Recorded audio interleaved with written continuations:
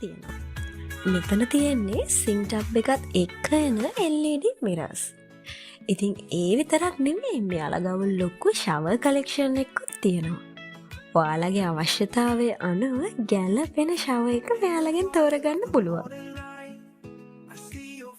ඒ විතරක්ද ඔයාලගේ wash room එක ලක්සරි කරගන්න කැමති නම් මෙයාලගේ ලක්සරි ෂවර් එකකුත් අරගන්න පුළුවන්. ඉතින් පේනවනේ බටන් එක ප්‍රෙස් කරන්න විතරයි තියෙන්නේ.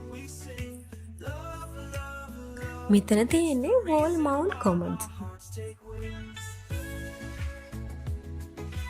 මෙතන තියෙනවා එක එක types වල sink. ඉතින් දැන් ඒවත් මෙයාලගෙන් තෝරගන්න පුළුවන්.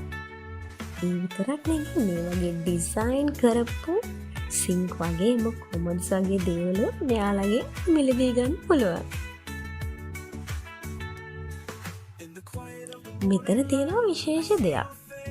ඔයාලා කවුරුත් දන්න සිංක් කැබින්. ඉතින් ඔයාලගේ අවශ්‍යතාවය අනුව ඔයාලගේ ෂැම්පූ, කන්ඩිෂනර්, ෆේස් වොෂ් වගේ දේවල් මේ කැබින් එකට දාලා තියාගන්න පුළුවන්.